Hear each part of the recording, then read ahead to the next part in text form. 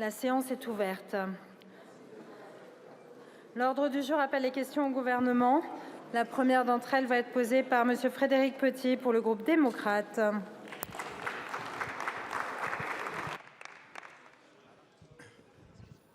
Merci Madame la Présidente. Monsieur le ministre des Armées, les Ukrainiens souffrent, zanachant y vachant, comme on dit dans la région, pour leur liberté et pour la nôtre. Je le disais ici, le 24 février 22 au matin, la guerre d'Ukraine, c'est la confrontation de deux modèles. Entre Atlantique et Méditerranée, entre Baltique et mer Noire, sur ces terres européennes qui nous ont vus nous déchirer pendant des siècles, de guerres, de migrations déjà, en tous sens, de chocs culturels et religieux, lequel de ces deux modèles est en mesure de faire l'unité? L'impérialisme, l'autocratie simpliste, la loi du plus fort? Non, pour nous, démocrates européens, c'est unis dans la diversité, et même unis dans nos différences et nos divergences, que nous pourrons affronter le XXIe siècle. Pour nous, démocrates européens, les relations économiques, ce sont les fonds de convergence et de solidarité, pas le chantage au gaz. Pour nous, la diversité des langues est aussi indispensable à l'humanisme et à la démocratie que la biodiversité à la planète. Pour nous, la mobilité, c'est Erasmus, pas le nettoyage ethnique en Crimée et dans le Donbass. Pour nous, démocrates européens, la démocratie exige qu'on la défende lorsqu'elle est agressée. Et l'Ukraine fait partie de la famille des démocraties européennes. Aujourd'hui, la situation militaire semble stable et la fatigue supposée des Ukrainiens n'est que l'une des multiples narrations de la guerre de désinformation russe qui fait rage, y compris en France. Cette longue bataille défensive, nous pouvons et nous devrons l'emporter avec ou sans les États-Unis, car elle est d'abord et avant tout la nôtre, et nous sommes et nous serons de plus en plus seuls en face de notre destin et celui des enfants de nos petits-enfants. Pour citer Václav Havel sur l'Union européenne, c'est bien la patrie de nos patries qui est en danger. Monsieur le ministre, à l'heure où nos livraisons marquent le pas, comment notre pays se prépare-t-il à affronter ce défi militaire et industriel de la défense de nos démocraties? Quelle échéance? À 3 semaines, à 3 mois, à 3 ans. Je vous remercie. Je vous remercie. La parole est à Madame Patricia Mirallès, ministre en charge des anciens combattants. Merci Madame la Présidente. Monsieur le député, tout d'abord, je vous prie d'excuser le ministre des Armées qui est actuellement en déplacement. Comme vous le savez, depuis le début de la guerre, la France s'est engagée à soutenir l'Ukraine dans sa légitime défense contre l'agression de la Russie. Ce soutien militaire répond toujours aux mêmes critères clairement définis par le président de la République. Une aide utile, une aide qui ne conduise pas à l'escalade et une aide qui n'affaiblisse pas la défense de la France. Une des spécificités de notre soutien militaire est que nous fournissons des capacités complètes, équipement, formation, maintenance. Comme pour les canons César qui a fait leurs preuves. Je rappelle le rapport des députés Lionel Royer-Perrot et Christophe Nagelène. Ce soutien doit s'inscrire dans la durée. Vous avez raison de souligner que nous ne pouvons indéfiniment puiser dans les stocks de nos forces armées. C'est ce qu'a initié le ministre des Armées à Kiev en septembre dernier. Nous passons d'une logique de cession à une logique de partenariat industriel entre l'Ukraine et les entreprises françaises. Parallèlement, vous avez voté en loi de finances de fin de gestion le réamendement du fonds spécial pour l'Ukraine qui permet de lui fournir les armements à hauteur de 200 millions. Nous nous coordonnons avec nos partenaires européens et nos alliés de l'OTAN pour structurer l'aide à l'Ukraine. Dans ce cadre, la France apporte une contribution majeure en prenant la tête d'une coalition capacitaire dans le domaine de l'artillerie. Enfin, la France continue d'apporter un soutien déterminant à l'Ukraine. Par les formations, ce sont près de 8000 militaires ukrainiens en 2023 que nous avons formés. Environ un quart des soldats formés aussi dans le cadre de l'opération Euman. Ces formations ont vocation à se poursuivre en 2024 et à s'étendre à d'autres domaines. Monsieur le député, je vous remercie. Je vous remercie, Madame la Ministre. La parole est à Monsieur Pierre Morel-A-L'Huissier pour le groupe Lyot. Merci Madame la Présidente. La question s'adresse à Madame la Ministre des Solidarités et des Familles de France. Madame la Ministre, comme vous le savez, la proposition de loi Bien vieillir a été adoptée en première lecture en séance publique le 23 novembre dernier à l'Assemblée nationale. Malgré une intention très ambitieuse, le texte ne s'accompagne pas des financements. En effet, au-delà de quelques dispositions visant à garantir les droits des personnes âgées et à lutter contre la maltraitance en EHPAD, ce texte n'est pas une réponse, à mon sens, suffisante aux enjeux du vieillissement et de la perte d'autonomie d'une partie de la population. Le 17 novembre dernier, vous avez vous-même admis, dans le cadre de la présentation d'une feuille de route interministérielle, le principe d'une loi de programmation grand âge qui devrait être présentée d'ici l'été 2024. Celle-ci devrait comporter une prise en charge par l'État dès 2025 de la moitié des nouvelles politiques d'autonomie, une tarification forfaitaire pour les aides à domicile, un protocole pluriannuel pour le recrutement des 50 000 postes en EHPAD pour 2030 et une cartographie des besoins des 7 500 EHPAD. Madame la ministre, pourriez-vous nous assurer des financements nécessaires reflétant les besoins des personnes en situation d'autonomie et de dépendance, résidant en structures sociales, médico-sociales ou nécessitant des soins à domicile? Par ailleurs, la reconnaissance des accompagnants et des salariés d'EHPAD sera-t-elle incluse dans le cadre du futur texte? Je vous remercie. La parole est à Madame Aurore Bergé, ministre des Solidarités et des Familles. Merci Madame la Présidente, Mesdames et Messieurs les députés, Monsieur le député Pierre Morel-A-L'Huissier. Merci de saluer aussi le vote qui a été très large dans le cadre de la proposition à bien vieillir et votre groupe y a pris toute sa part et je vous en remercie une nouvelle fois. Oui, nous avons présenté une stratégie interministérielle. De nombreux membres du gouvernement étaient présents parce que c'est bien toute notre société qui doit s'adapter à l'un des défis majeurs et heureux de notre société qui est quand même que nous avons une espérance de vie en bonne santé qui progresse. C'est une bonne nouvelle, mais pour beaucoup de Français, c'est aussi devenu une source d'angoisse, d'inquiétude, de charge sur comment ils vont faire face eux-mêmes à ce vieillissement et comment, évidemment, ils feront face au vieillissement de leurs parents et de leurs grands-parents. Pour y répondre, nous avons besoin d'une loi de programmation. C'est l'engagement que j'ai pris, c'est surtout l'engagement que la Première ministre a pris en fixant un calendrier, à savoir que je dois présenter cette loi à l'été prochain, de manière à ce qu'elle puisse être définitivement adoptée à la fin de l'année 2024. Cette loi, elle doit répondre à plusieurs grandes questions. Face aux nouveaux besoins dans notre société, quels sont évidemment les leviers d'offres que nous devons construire pour sortir de cette logique à la fois du tout domicile, du tout EHPAD. Nous devons construire des offres nouvelles. Quels sont les leviers de financement nouveaux que nous devons réussir à déterminer ensemble dans le cadre de cette trajectoire? Comment avoir les compétences nécessaires, notamment en termes de professionnels qualifiés? C'est donc cela, les questions auxquelles ce projet de loi doit pouvoir répondre, de loi de programmation, les besoins nouveaux, les offres nouvelles, les besoins de financement nouveaux, la trajectoire que nous nous fixons. C'est un défi essentiel que notre pays doit relever. En 2030, un Français sur 3 aura plus de 60 ans. Ça doit être une chance pour notre pays, une opportunité. Et dès janvier prochain, j'aurai l'occasion de lancer cette co-construction avec les parlementaires, puisque je solliciterai l'ensemble des groupes parlementaires représentés à l'Assemblée et au Sénat pour qu'on ait une vraie co-construction de cette loi. Je vous remercie. Je vous remercie, Madame la Ministre. Monsieur le député. Oui, Madame la Ministre, j'entends bien l'orientation. Je vous le redis aujourd'hui, il y a une souffrance dans les EHPAD, il y a une vraie difficulté au niveau des aides-soignants. Il faut vraiment que ça aille très vite parce que depuis le temps qu'on dit qu'il y aura une loi grand âge, il est temps de mettre maintenant les choses en place. Merci, monsieur le député. La parole est à Madame Frédérique Meunier pour le groupe Les Républicains. Merci Madame la Présidente. Madame la Ministre, de nombreux établissements de santé subissent de plein fouet la réalité de la politique gouvernementale de transfert du paiement de vos choix politiques vers nos établissements médicaux, sociaux et hospitaliers. En effet, rien que dans mon département, la Corrèze, des motions sur la situation budgétaire des EHPAD et des centres hospitaliers sont votées, demandant à l'État de prendre ses responsabilités. Ces établissements font face à des situations budgétaires inédites. Après la forte inflation de 2021, notamment pour les dépenses alimentaires et énergétiques, après les difficultés de recrutement avec une pénurie de médecins, infirmiers et aides-soignants nécessitant un recours coûteux à l'intérim, votre politique est insensée.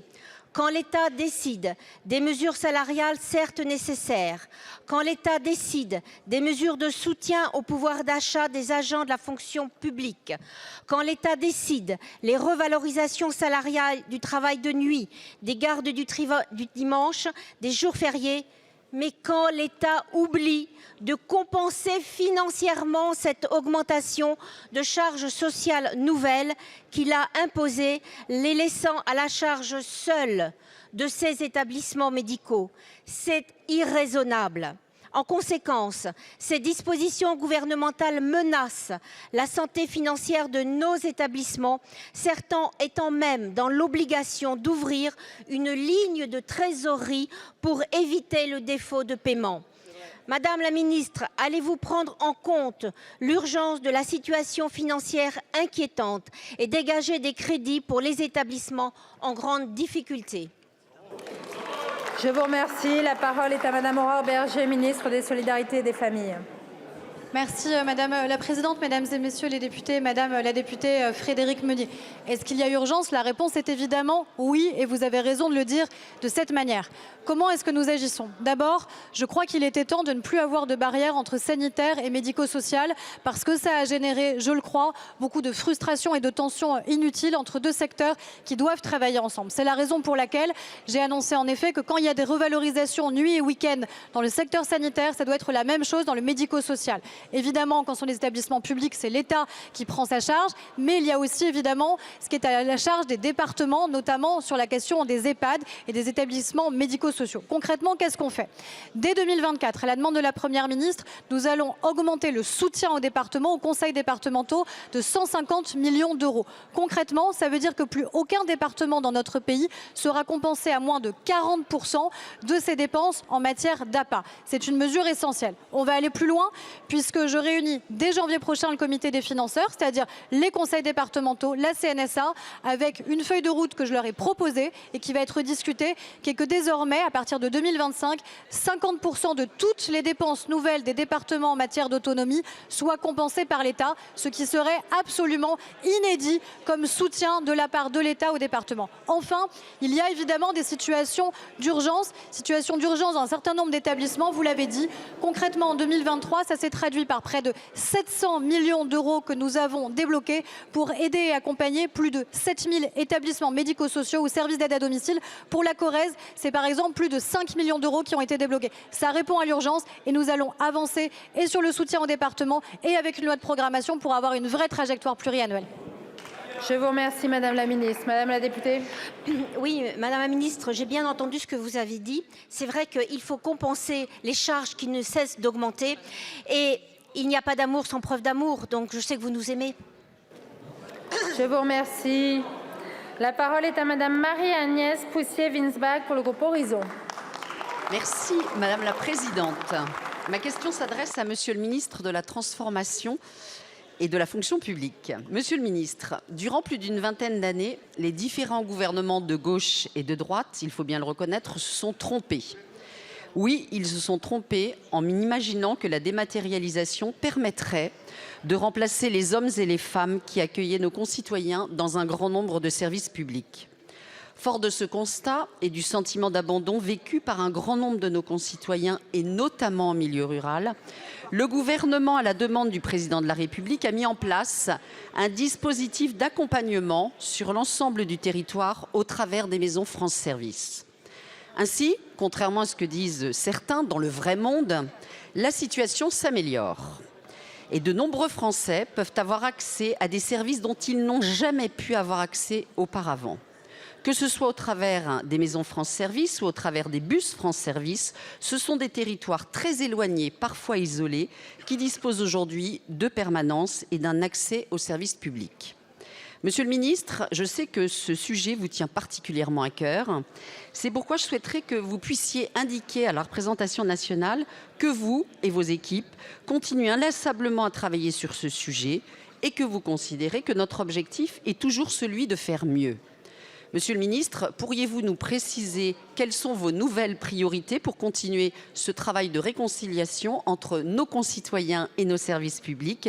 Quels sont vos objectifs? Quels sont les objectifs que vous vous fixez, notamment pour étendre et mieux faire connaître ce dispositif? Je vous remercie. Merci beaucoup. La parole est à Monsieur Stanislas Guerini, ministre de la Transformation et de la Fonction publique. Merci Madame la Présidente, Mesdames et Messieurs les députés. Madame la députée Poussier-Winsbach, merci de m'interroger sur un dispositif qui ne fait pas tout le temps la une de la presse nationale, qui ne fait pas tout le temps les chaînes d'infos, les bandeaux des chaînes d'infos en continu, mais qui change la vie des gens, qui s'appelle France Service. Je veux saluer votre investissement remarquable sur le sujet de France Service, le travail que vous avez mené avec le sénateur Delcros, les propositions que vous avez formulées, et vous savez, beaucoup ont été reprises. J'étais il y a quelques jours à Lannion, pour inaugurer un espace France Service et c'était important pour moi à 2 titres. D'abord parce que c'était dans une sous-préfecture et que, suite au choix du président de la République, nous investissons dans les réseaux de sous-préfecture et nous réouvrons des sous-préfectures. Mais c'est très important de remettre des services publics dans nos sous-préfectures. À Lannion, j'ai croisé certains de nos concitoyens qui retrouvaient le chemin d'une sous-préfecture, c'est-à-dire le chemin de l'État sur le territoire. Et puis c'était important parce que c'était la 2700e maison France Service que nous avons réouverte. C'est-à-dire que nous avons relevé la promesse du président de la République. C'était au lendemain du grand débat national, ramener les services publics à moins de 30 minutes physiquement de chacun de nos concitoyens. C'est désormais chose faite, Madame la députée, puisque c'est à moins de 20 minutes de chaque Français que se trouve un espace France Service. Mais France Service, ça marche aussi parce que plus de 8 fois sur 10, quand quelqu'un vient dans une maison France Service, son sujet est traité au moment où il en sort. France Service, ça marche parce qu'il y a des agents qui sont bien formés. Je veux, en vous répondant, les saluer. Aujourd'hui, nous allons continuer à investir sur leur niveau de compétence. Et France Service, ça marche parce que tout le monde tire dans la même direction. L'État, les élus locaux, tous les acteurs du territoire font ensemble. Et nous allons continuer à faire de même en investissant, en relevant le ticket de financement de 30 000 à 50 000 euros pour chacun des espaces France Service, en mettant des moyens humains supplémentaires. Vous le voyez, Madame la députée, on lâche rien et on accélère. Merci beaucoup, Monsieur le ministre. Madame la députée. Merci, Monsieur le ministre. Ce que j'espère, c'est que nous pourrons aussi envisager l'expérimentation, pourquoi pas avec des collectivités qui le souhaiteraient, notamment les communes rurales, pour le dernier kilomètre. J'y tiens beaucoup et j'espère que nous pourrons examiner cette possibilité dans les mois à venir. Merci. Merci beaucoup, mes chers collègues. La parole est à Monsieur José González pour le Rassemblement national.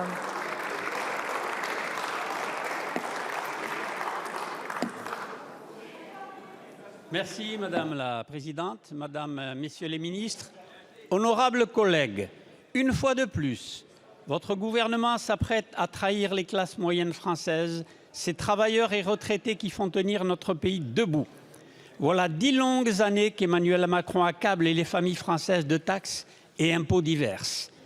Alors que nos compatriotes plébiscitaient les mesures sur le pouvoir d'achat proposées par Marine Le Pen, vous avez cherché à faire diversion avec des promesses que vous saviez intenables. Ainsi, au printemps dernier, Gabriel Attal et Emmanuel Macron ont promis aux classes moyennes 2 milliards d'euros de baisse d'impôts. Les députés du Rassemblement national avaient dénoncé ce mensonge grossier et, hélas, nous avions raison. Alors que les médias étaient focalisés sur l'immigration et que les familles françaises veulent couper avec l'actualité pour profiter des fêtes de Noël et des fêtes de fin d'année, les macronistes ont annoncé en catimini et toute honte bue que cette baisse d'impôts n'aurait pas lieu. Pire encore, au lieu d'une baisse d'impôts, les Français paieront la hausse des taxes sur l'électricité pour un montant de 4 à 9 milliards d'euros par an, soit 150 à 300 euros par foyer. Alors que jamais l'électricité et les énergies n'ont coûté aussi cher, comment justifiez-vous un tel cynisme? Vous pensiez que personne ne verrait vos manigances? Eh bien, les députés du Rassemblement national dénonceront cette escroquerie fiscale. Vous prétendez puiser dans les poches des Français au nom des finances publiques, mais vous ne faites aucune économie structurelle, vous ne luttez contre aucun gaspillage et ne touchez à aucun privilège. Non content d'avoir pillé des dizaines de milliards d'euros les classes moyennes, vous allez leur faire payer les avantages des oligarques de la mondialisation.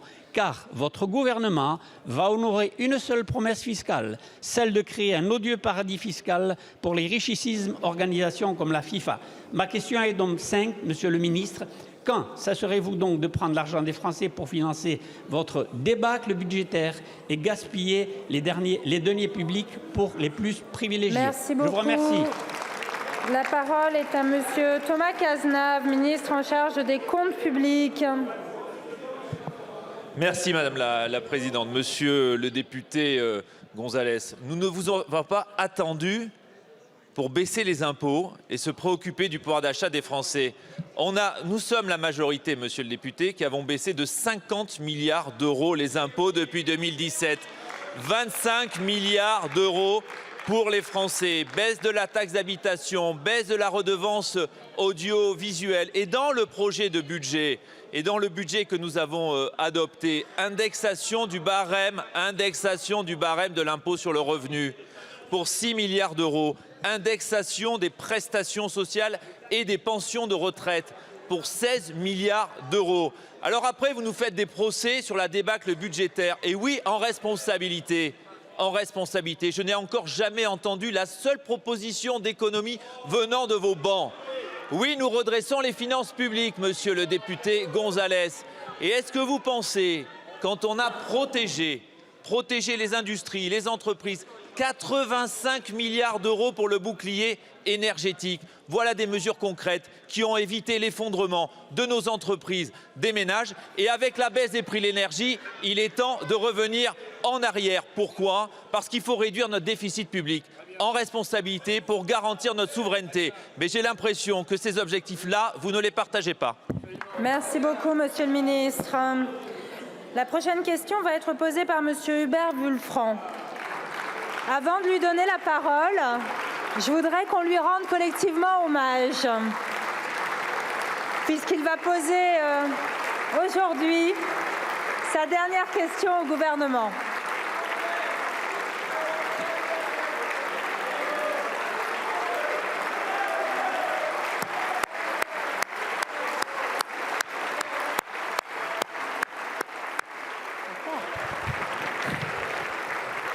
Député de la 3e circonscription de Seine-Maritime depuis 2017, opposant opiniâtre mais toujours courtois, vous avez également, mon cher collègue, exercé plusieurs mandats locaux, notamment comme maire et conseiller départemental.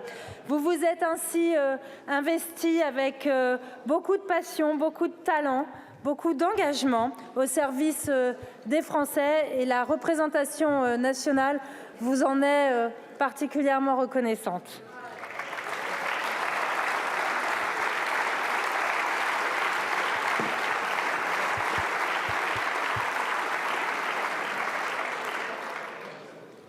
Madame la Présidente, Mesdames et Messieurs les ministres, Madame la Première ministre, mon ultime question, je la dois à un copain d'enfance, rencontré dans les manifs sur les retraites.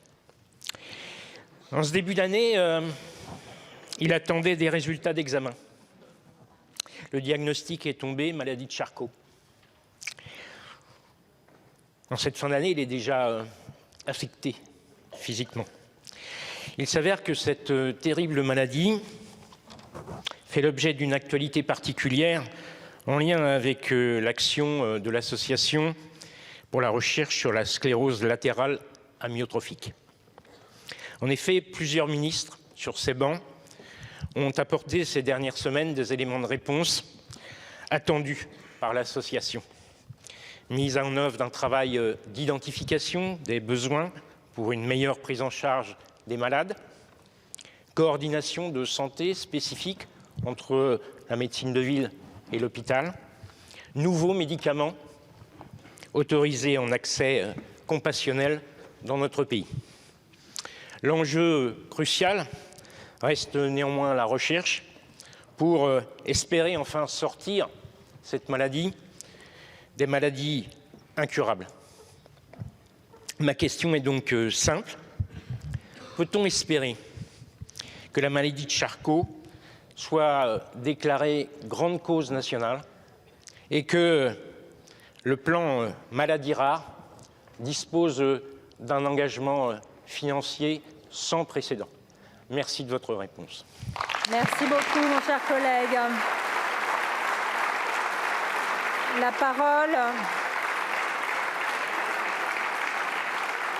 parole est à Madame Agnès Firmin-Lebaudot, ministre de la Santé et de la Prévention. Merci Madame la Présidente. Monsieur le député Hubert Wulfranc, tout d'abord vous dire toute l'émotion qui est la mienne de répondre à votre dernière question au gouvernement. Nous avons passé pas mal de temps ensemble sur ces bancs, mais aussi au département de Seine-Maritime, et nous avons eu l'occasion aussi de traverser ensemble un moment dramatique qui est celui de l'attentat de Saint-Étienne-de-Rouvray lorsque vous étiez maire de cette commune. Monsieur le député, vous le savez et vous l'avez dit, la France entend jouer un rôle pionnier dans la prise en charge des patients atteints de maladies rares à l'occasion des plans nationaux maladies rares, et notamment celui du 4e qui est en construction, à la fois pour soutenir la recherche et, comme vous l'avez dit, à l'accès aux thérapeutiques, améliorer la prise en charge des personnes qui souffrent de la SLA et mieux accompagner leurs proches aidants. Cela fait partie de notre ambition pour ce 4e plan qui est en construction et en cours d'élaboration. À la fois, nous devons tenir compte des retours d'expérience des précédents plans maladies rares. Des réflexions sont menées sur l'impasse et sur l'errance diagnostique afin de proposer des pistes d'amélioration.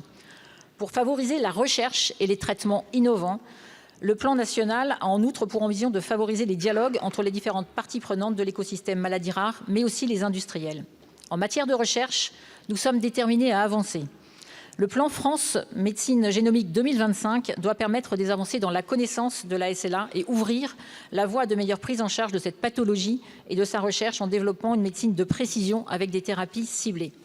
Dans la LFSS pour 2024, des ajustements sont apportés au dispositif d'accès précoce et d'accès compassionnel afin de faire encore progresser l'accès des patients aux traitements innovants tout en assurant leur sécurité et leur soutenabilité financière. L'enjeu, c'est aussi, et vous l'avez souligné, de mieux accompagner les patients atteints de SLA au fur et à mesure de l'évolution de leur maladie, tout en leur assurant la meilleure qualité de vie possible. Je pense notamment à l'amélioration des parcours du patient entre la ville et l'hôpital. Sur ce sujet, monsieur le député, le gouvernement partage pleinement votre engagement. Le PNMR 4 se verra doté de grands moyens. Vous pouvez compter sur notre détermination. Je sais aussi compter sur l'engagement des parlementaires et notamment de monsieur Philippe Berta. Je vous souhaite bon vent et nous savons, vous et moi, qu'il souffre très fort en Seine-Maritime. Et un joyeux anniversaire à votre voisin, monsieur Jumel.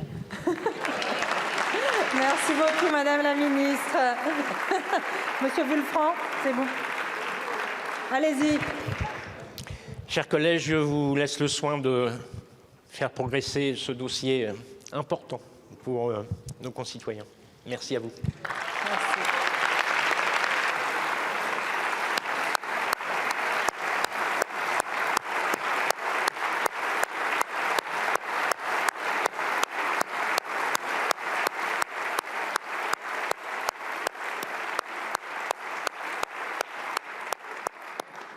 Merci beaucoup.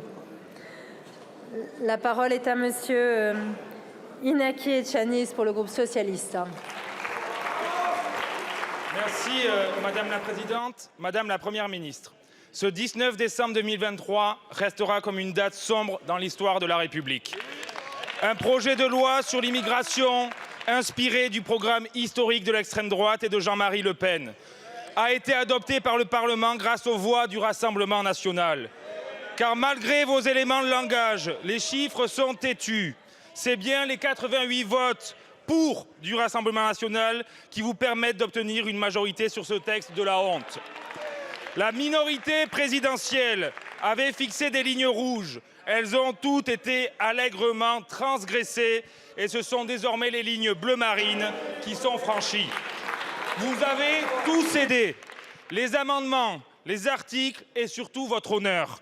Cette loi Darmanin-Le Pen-Ciotti est une infâme loi de police des étrangers. Elle demeurera comme le moment où le mandat d'Emmanuel Macron s'est vautré dans le déshonneur. En 2017 et en 2022, nous avons uni nos voix contre le Rassemblement national pour faire élire Emmanuel Macron. Ce temps est désormais révolu, puisque le gouvernement en est désormais le porte-voix. Le président du barrage républicain est devenu celui du naufrage républicain. Ce texte a fracturé votre camp, mais aussi le contrat social qui fonde notre République. Aujourd'hui, j'ai honte pour vous, vous collègues qui, comme moi, sont issus de l'immigration et qui ont mêlé leur voix à l'extrême droite. Vous avez permis l'adoption de ce texte. Si ce texte était en vigueur à l'arrivée de vos parents ou de vos grands-parents, vous ne seriez pas ici. En ce triste jour, je pense aussi et surtout à nos concitoyens, enfants d'étrangers qui ont bénéficié d'aides sociales qui leur ont permis d'étudier sereinement à l'école de la République, à ceux qui ont pu bénéficier automatiquement de la nationalité française grâce au droit du sol qui fait l'honneur du pays. Pour tous ces gens-là, nous dénoncerons ce texte au Conseil constitutionnel et nous lutterons contre vos idées nauséabondes. Je vous remercie. La parole est à monsieur Éric Dupond-Moretti, garde des Sceaux et ministre de la Justice. Merci. Allez, s'il vous plaît. Merci, Madame la Présidente. Il régnait jusqu'à ce moment une ambiance assez tranquille Et je voudrais pouvoir vous répondre. D'abord, la déchéance de nationalité, monsieur le député, elle est dans le Code civil, c'est monsieur François Hollande, sauf erreur de ma part. Deuxièmement, voyez-vous, vous êtes tombé dans le piège du Rassemblement national qui crie victoire. Mais voyez-vous, une victoire en réalité, c'est lorsqu'on a livré un combat. Alors, je vais vous rappeler 2 ou 3 choses très simples. Très simples. D'abord, dans ce texte, le RN n'a pas ajouté une virgule et pas un mot. Au Sénat, il vote contre le texte. Devant la commission des lois de l'Assemblée nationale, s'il vous plaît, il vote silence. contre le texte. En CMP, il ne propose rien. À l'Assemblée nationale, dans l'hémicycle, c'est avec vous qu'il vote, monsieur le député, et avec personne d'autre. Qu'est-ce que ça donne au final? Ça donne que madame la présidente Le Pen vote enfin le texte, alors que son Premier ministre autoproclamé dit qu'il ne le votera pas. Première crise dans votre gouvernement. C'est un conte de Noël qui nous est raconté. À vaincre sans péril, on triomphe sans gloire.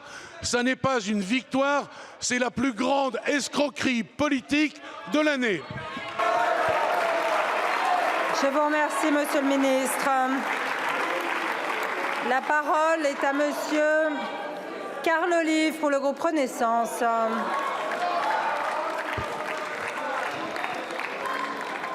Merci Madame la Présidente. Ma question s'adresse à Monsieur Olivier Dussopt, ministre du Travail. Monsieur le ministre, notre premier combat, c'est l'emploi. L'an passé, nous avons collectivement fait le pari du plein emploi pour 2027. Cet objectif est d'ailleurs inscrit dans votre périmètre ministériel.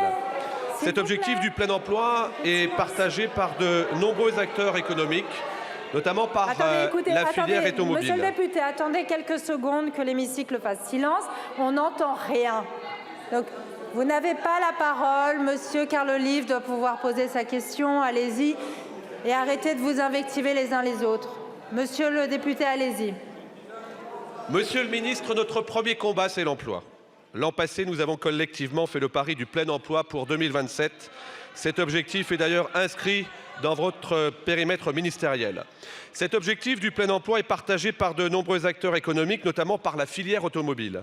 Ce fleuron de l'industrie française, qui, je le rappelle, emploie 350 000 personnes hors intérimaires en France, réparties dans 3 500 sites, est aujourd'hui en plein bouleversement lié, entre autres, à l'électrification du parc automobile, à la transition écologique. Pour y répondre, elle a fait le choix d'investir dans nos territoires. Elle fait le choix de créer de l'emploi ici, en France et en Europe. Je pense bien évidemment aux Gigafactories dans la vallée des batteries du nord de la France, mais ce choix est aujourd'hui confronté au défi de la main-d'œuvre, du recrutement et de la formation. La filière investit alors à nos côtés pour développer les cursus professionnels. Elle investit aussi dans les campus innovants comme le Green Campus de Stellantis à Poissy, qui ouvrira ses portes en 2024 et que nous avons visité ensemble la semaine dernière, monsieur le ministre. Ce Green Campus porte de véritables solutions pour rendre attractifs les emplois de la filière automobile en développant pour ses futurs 8 500 salariés, de nouvelles formes de travail, plus hybrides, plus adaptées à leurs demandes et aux besoins de l'entreprise. Monsieur le ministre, à l'aune des conclusions des assises du travail, des avancées proposées sur le terrain comme à Poissy pour transformer les modes de travail et des objectifs de plein emploi, comment réenchanter l'attrait de la filière industrielle en France? Quelles réponses pouvons-nous partager avec nos jeunes, avec nos moins jeunes, pour s'orienter vers l'industrie automobile? Je vous remercie. Merci beaucoup, mon cher collègue. La parole est à Olivier Dussopt, ministre du Travail, du Plein Emploi et de l'Insertion. Merci Madame la Présidente, Mesdames et Messieurs les députés, Monsieur le député Carl Olive. Parmi quelques vociférations, j'ai entendu votre question et j'ai plaisir à rappeler que nous étions ensemble la semaine dernière à Poissy, effectivement, pour accompagner la construction d'un centre de formation, le Green Campus du groupe Stellantis, justement pour former au métier de demain. C'est un outil essentiel à la reconquête industrielle. Nous conjuguons nos forces, ministère de l'économie, ministère du travail, pour accompagner le retour de l'industrie sur nos territoires. Et d'ailleurs, au troisième trimestre de l'année 2023, l'économie française, malgré la légère hausse du taux de chômage, a augmenté le nombre d'emplois de 36 000, dont 12 000 dans le secteur industriel.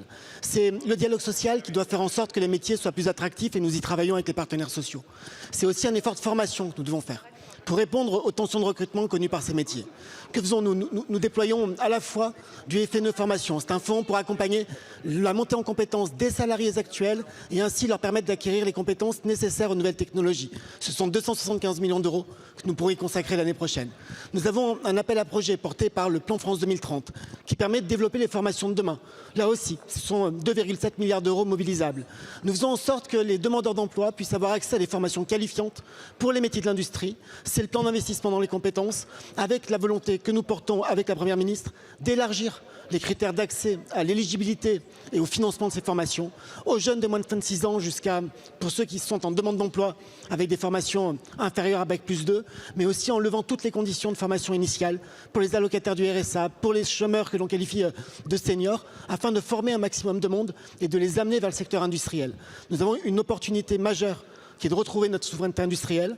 Ça passe par un autre enjeu qui est de permettre à l'industrie d'avoir les ressources humaines, d'avoir les compétences nécessaires pour faire face à tout cela. Si nous n'avons pas ces compétences, d'autres les auront. Ensemble, nous avons pu voir que ces groupes investissent et nous les accompagnons. Je vous remercie, Monsieur le Ministre. La parole est à Madame Sylvie Ferrer pour le groupe La France Insoumise. Merci Madame la Présidente, collègues. Ma question s'adresse à Monsieur le Ministre de l'Agriculture. En 2013, la France cessait toute expérimentation d'OGM en plein champ. Elle faisait alors un choix de raison, celui d'appliquer le principe de précaution et de ne pas faire pousser n'importe quoi, n'importe où. Quand on décide de jouer aux apprentis sorciers et de modifier le vivant, il vaut mieux être bien sûr de son coup. Car vous le savez comme moi, aucune culture n'est étanche. La pollinisation propage les gènes des plantes de manière incontrôlable. C'est le génie de la nature qui est à l'œuvre, personne ne peut le remettre dans sa lampe. Alors, la Commission européenne a eu une idée brillante. Elle a cru qu'en changeant les lettres, elle résoudrait le problème.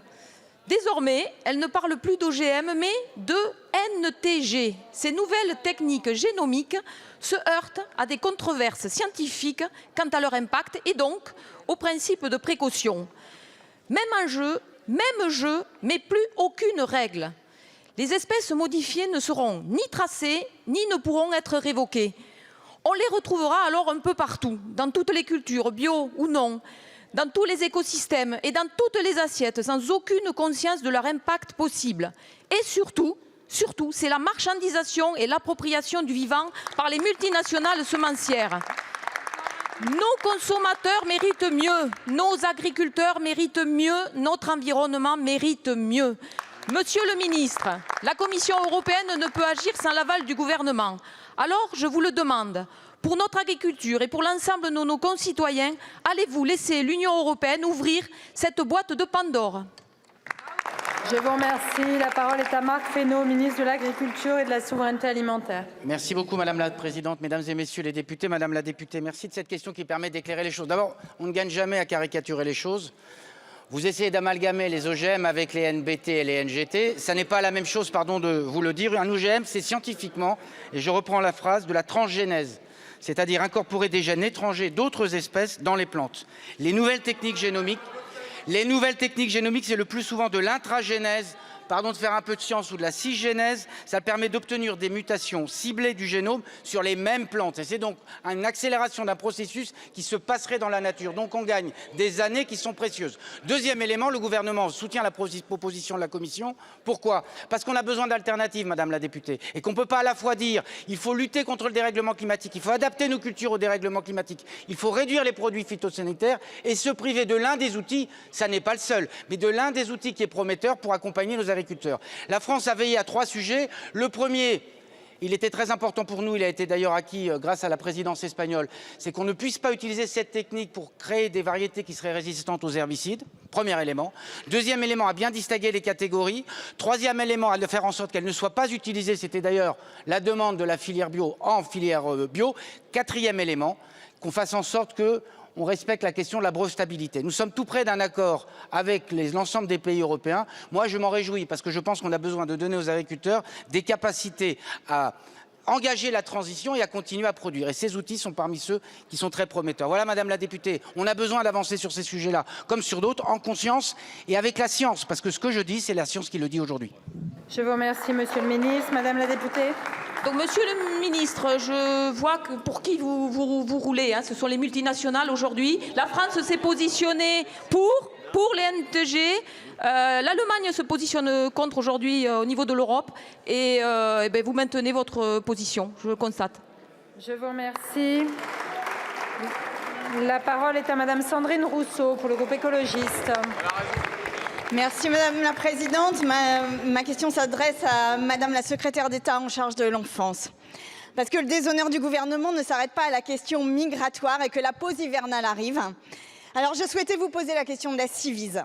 La commission indépendante sur l'inceste et les violences sexuelles faites aux enfants a été créée en 2021, après le livre de Camille Kouchner.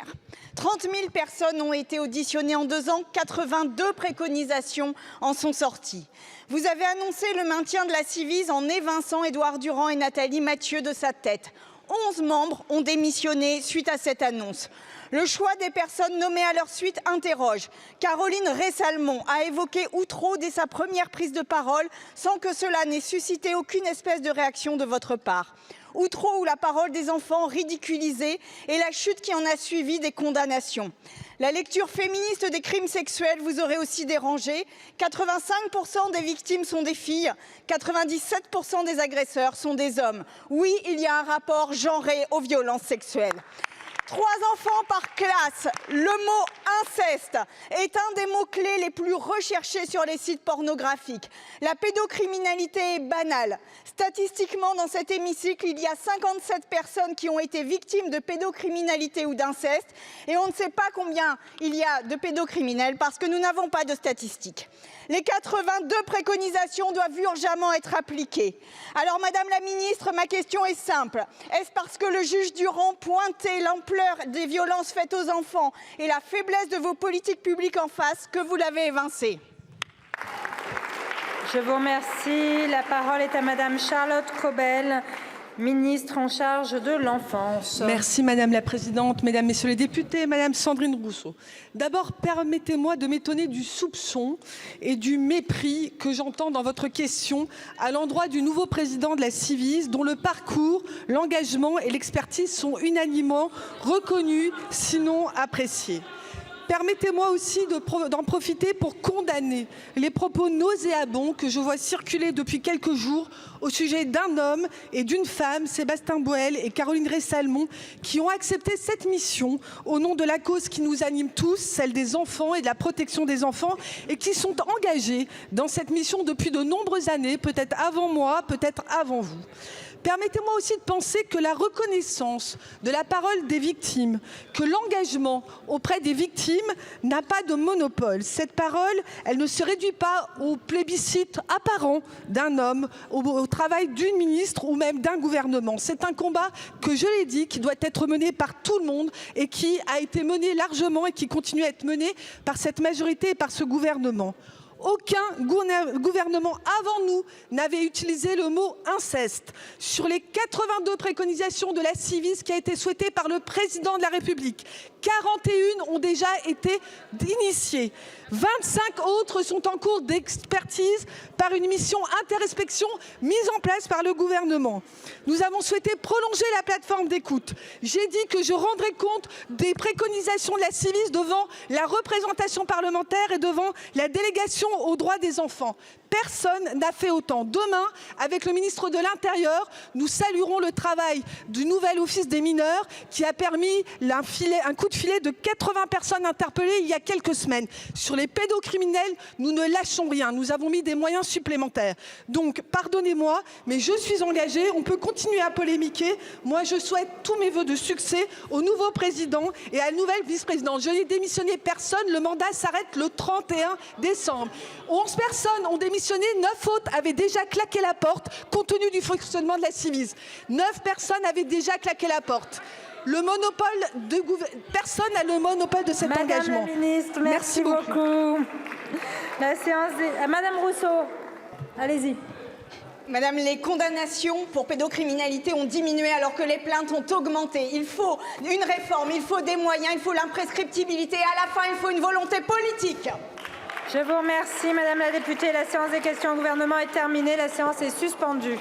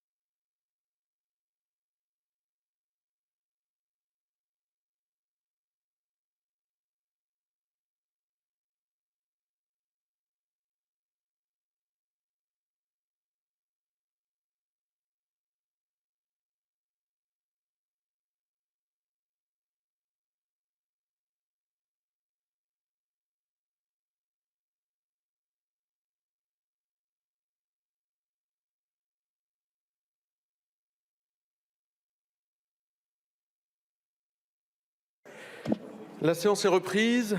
Bonjour à tous. L'ordre du jour appelle la discussion sur le rapport de la commission mixte paritaire de la proposition de loi visant à revaloriser le métier de secrétaire de mairie. Et je donne pour cela et pour 5 minutes d'abord la parole à Madame la rapporteure de la CMP, c'est-à-dire à Marie-Agnès Poussier-Winsbach.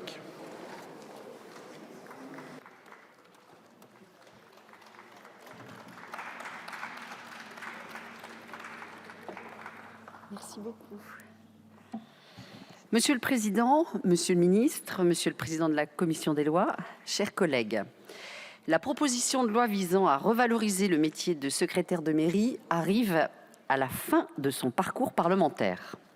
Objet d'un consensus au Sénat et ici même à l'Assemblée, elle apporte des réponses nécessaires aux problèmes qui affectent cette profession indispensable dans les communes de moins de 3 500 habitants, c'est-à-dire la très grande majorité des communes de notre pays.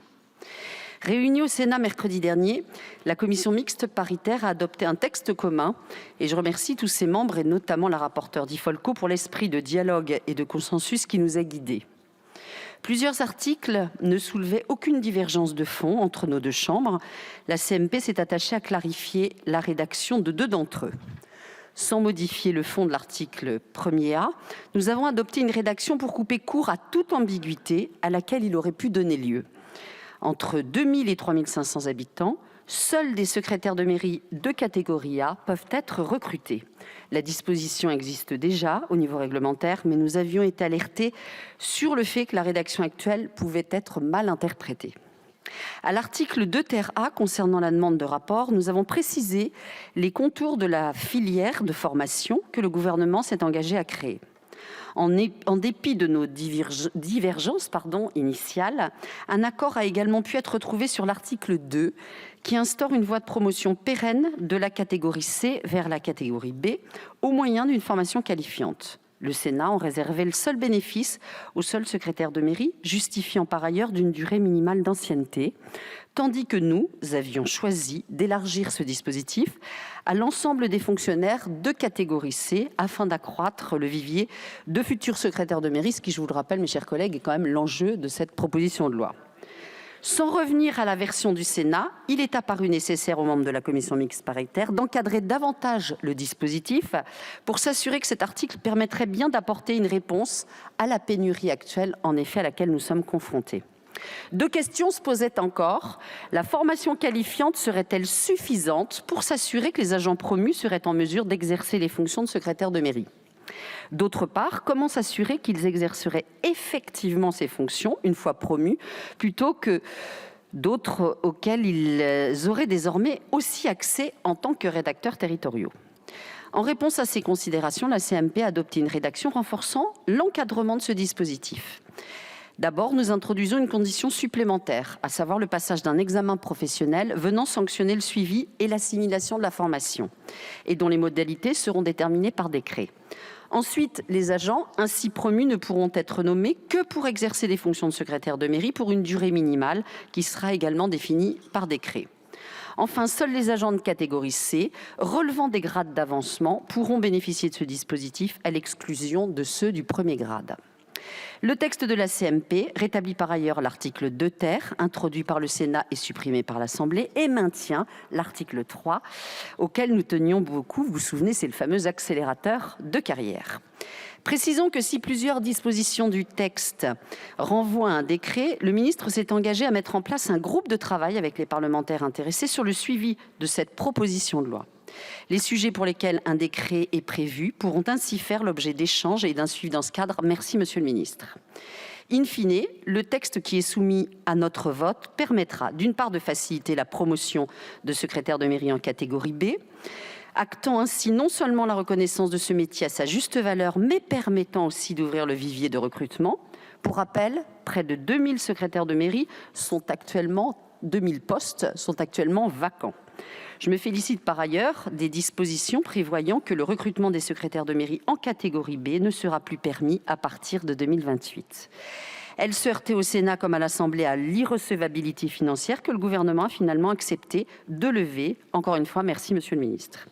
D'autre part, le texte permet d'améliorer les conditions de travail des secrétaires de mairie, en particulier au moyen d'une formation plus adaptée et du développement de réseaux permettant à ces derniers d'échanger et de partager les bonnes pratiques.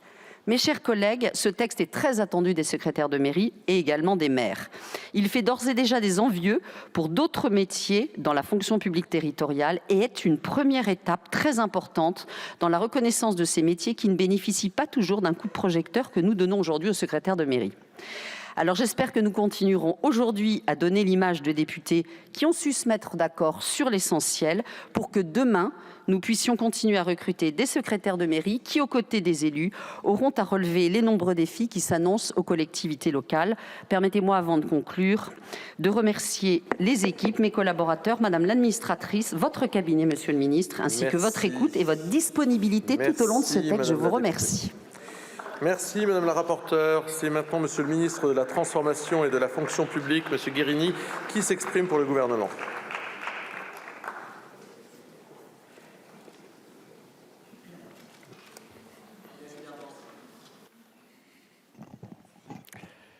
Merci Monsieur le Président de la Commission, Madame la rapporteure, Mesdames et Messieurs les députés. Pendant une heure, nous allons parler des secrétaires de mairie. Là non plus, ce n'est peut-être pas un sujet qui aura autant d'écho national que d'autres sujets, mais dont chacun ici perçoit l'importance pour les territoires, pour les 29 000 communes, bien souvent rurales, de petite taille, pour lesquelles les secrétaires de mairie mènent un travail si essentiel. C'était il y a 2 mois, jour pour jour, ici, je me tenais devant vous à cette même tribune, et nous examinions ce texte important qui visait à revaloriser le métier de secrétaire, désormais généraux de mairie. Je suis heureux qu'à quelques jours de la fin de l'année, nous puissions acter et marquer définitivement le chemin législatif pour pouvoir revaloriser ce métier et se dire qu'ensemble, nous l'avons fait. En effet, vous l'avez souligné, Madame la rapporteure, une adoption à l'unanimité en première lecture dans les 2 chambres, c'était extrêmement important.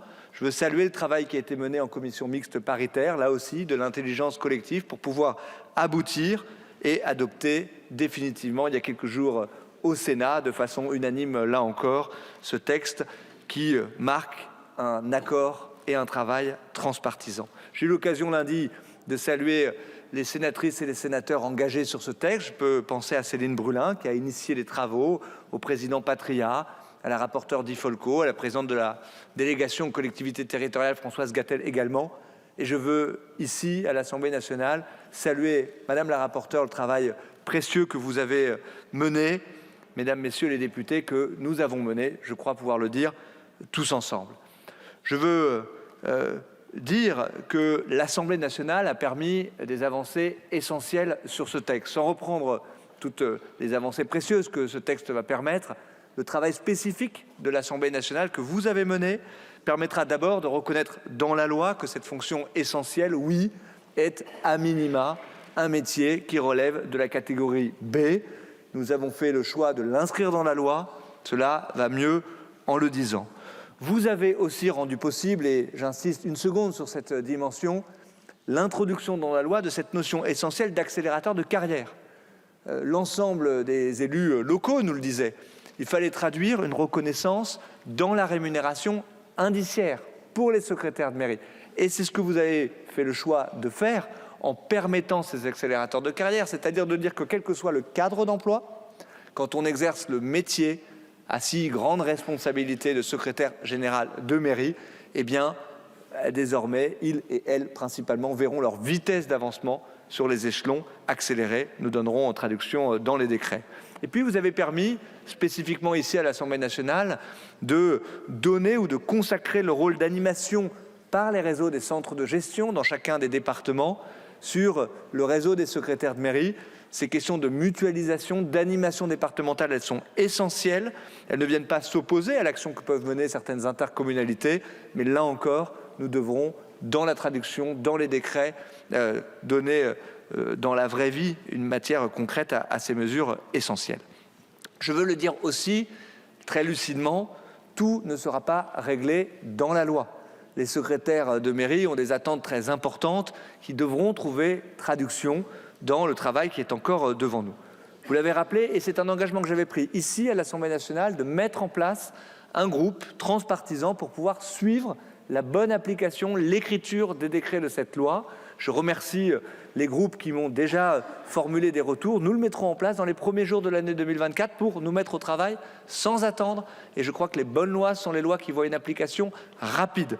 Nous devrons aussi évidemment poursuivre cet engagement avec l'ensemble des parties prenantes, avec les organisations syndicales, avec les employeurs territoriaux, avec le centre de gestion, avec le CNFPT, pour, au-delà de la dimension législative ou même réglementaire, traduire des engagements dans une charte d'engagement des employeurs territoriaux que je souhaite pouvoir mettre en œuvre pour notamment sur les enjeux de mutualisation, notamment sur les enjeux de formation, notamment sur les enjeux de rémunération, donner des traductions concrètes aux engagements législatifs que nous prenons ici. Et puis, je veux le dire aussi, mesdames et messieurs les députés, ce texte sur les secrétaires de mairie, j'ai toujours présenté comme tel, est une inspiration pour ce que nous devons faire pour l'ensemble de la fonction publique. Et je crois que les débats que nous avons eus en séance étaient des débats qui étaient marquants sur le besoin de pouvoir libérer les énergies dans la fonction publique. Je le dis de façon très simple, les débats que nous avons eus sur la nécessité de conserver le statut de la fonction publique, mais de reconnaître aussi que le statut, ça n'est pas le statu quo dans la fonction publique et que nous devons faire bouger un certain nombre de lignes. Nous avons parlé quota de promotion, nous avons parlé formation qualifiante, nous avons parlé de déplafonnement dans la fonction publique. Ce sont autant de dimensions très importantes sur lesquelles je sais les attendus des élus locaux, des employeurs au plus près du terrain à qui nous devons faire confiance.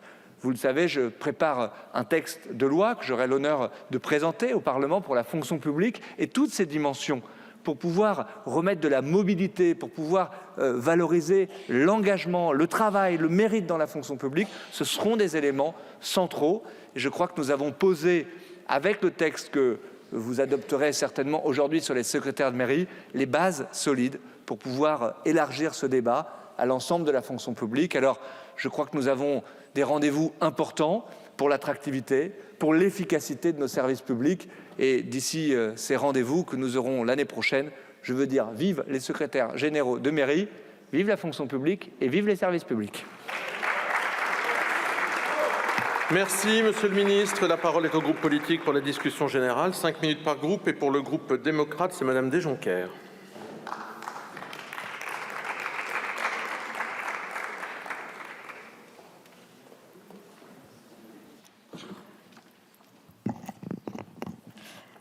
Monsieur le Président, Monsieur le Ministre, Monsieur le Président de la Commission des lois, Madame la rapporteure, mes chers collègues.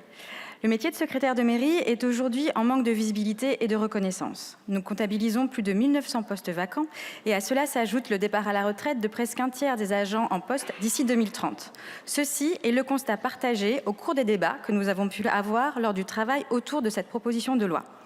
Si chacun peut apprécier le travail des secrétaires de mairie, les 14 ans que j'ai passés dans la fonction publique territoriale m'ont largement donné le temps d'appréhender cette fonction ô combien indispensable au bon fonctionnement de nos communes. Poste qui connaît aujourd'hui de véritables difficultés de recrutement. Rouage essentiel de la vie communale, les secrétaires de mairie accompagnent et assistent les maires. Leur travail est indissociable au bon fonctionnement de nos communes et il est aujourd'hui indispensable de revaloriser leur statut. Comme je l'ai rappelé à maintes reprises, elles sont à la fois l'appui technique, administratif et juridique des élus, et plus particulièrement du maire, dans une relation de confiance et de respect. Ils mettent en œuvre, sous les directives des élus, les politiques de l'équipe municipale, ce qui requiert d'office de multiples compétences. Je tiens ainsi à saluer tout le travail accompli en commission des lois, comme en séance publique, mais aussi lors de la commission mixte paritaire. Les différents échanges ont permis d'aboutir à un texte opérant. Je me félicite des avancées comme la suppression de l'appellation secrétaire de mairie au profit de secrétaire général de mairie, qui est plus fidèle à la réalité du métier. Et surtout la possibilité pour tous les agents de catégorie C de bénéficier d'une promotion interne aux fins d'exercer la fonction de secrétaire général de mairie dans un emploi de cadre de catégorie B. Je tiens à vous remercier, Monsieur le Ministre, pour votre engagement aux côtés des fonctionnaires et votre écoute tout au long de la préparation de ce texte. Madame la rapporteure, je souhaite également vous remercier pour la qualité toujours très constructive de nos échanges.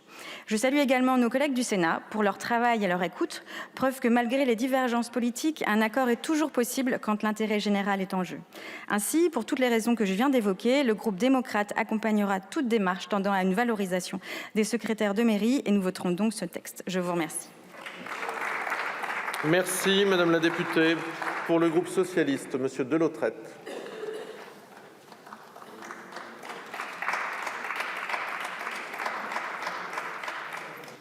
Bonjour, Monsieur le Président.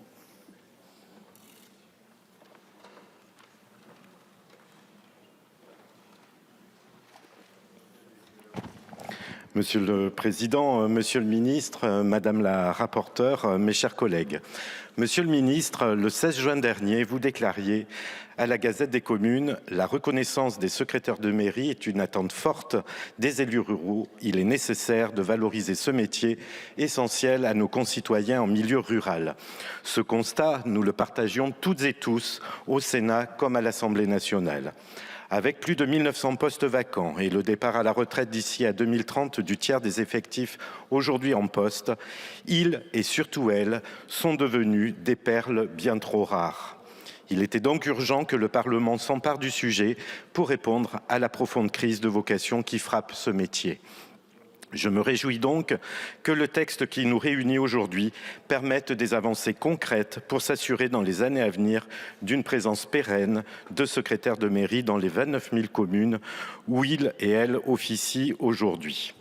Car si les élus locaux sont indispensables pour assurer la démocratie locale sur nos territoires, les secrétaires de mairie sont essentiels au bon fonctionnement des services publics locaux. Ils sont en effet de formidables couteaux suisses pour les petites communes faiblement dotées en personnel. Véritables bras droits des maires, ils ne comptent ni leurs heures ni leurs efforts pour faire avancer les dossiers et épauler les élus en faisant opportunément jouer le système D. En première ligne face aux habitants, ils représentent bien trop souvent le dernier visage des services publics et notamment dans les territoires ruraux. Malgré ce rôle essentiel, la fonction de secrétaire de mairie est encore trop largement méconnue. Si ce texte aura, j'en suis convaincu, permis une plus grande attention sur ce métier essentiel, ce sont surtout les mesures issues d'un travail transpartisan de grande qualité qui auront un impact concret sur l'attractivité de ce métier. Je me félicite donc de la nouvelle écriture de l'article 1er A qui entérine à partir du 1er janvier 2028 le recrutement en catégorie A des secrétaires de mairie pour les communes de plus de 2000 habitants et en catégorie B pour les autres communes, alors qu'à l'heure actuelle, 61% des secrétaires de mairie relèvent de la catégorie C. Une telle mesure est une avancée importante pour répondre à la crise des vocations dont souffre cette profession. Je me réjouis également de la mise en place d'une voie de promotion interne qui facilitera la promotion des secrétaires de mairie actuellement en catégorie C vers la catégorie B, tout comme je me félicite que le volet formation ait commencé à être abordé dans ce texte. Si nous voulons faire connaître cette profession au plus grand nombre, cela doit, à mon sens, passer par la mise en place d'une filière universitaire dédiée à la formation au métier de secrétaire général de mairie. J'espère, Monsieur le Ministre, que nous pourrons continuer à travailler dans les mois à venir sur cette question. Un dernier sujet mérite notre attention. Si cette loi va dans le bon sens, elle omet de traiter un aspect pourtant essentiel.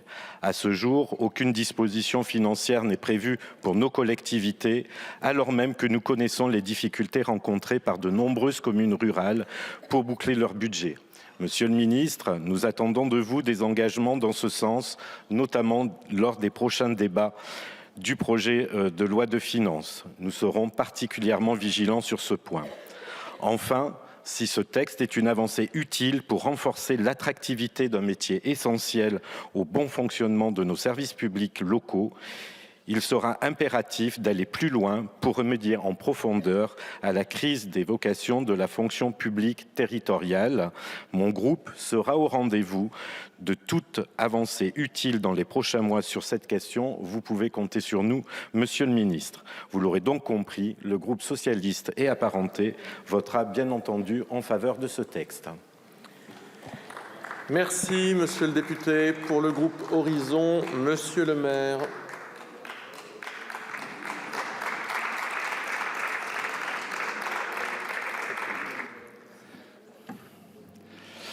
Merci, Monsieur le Président, Monsieur le Ministre, Monsieur le Président de la Commission des lois, Madame la rapporteure, chère Marie-Agnès, chers et chers collègues. Je suis heureux de prendre la parole à la tribune de cette Assemblée au sujet d'une proposition de loi si importante sur le fond, qui a suivi un processus parlementaire serein, riche de débats, d'enrichissement de toutes parts, de consensus. Je tiens à saluer l'engagement de Monsieur le ministre Stanislas Guerini qui a accompagné cette discussion, mais également le travail d'une grande qualité fourni par la rapporteure de ce texte, Marie-Agnès Poussier-Winsbach. Ce texte est essentiel parce qu'il parle de femmes et d'hommes incontournables dans nos territoires.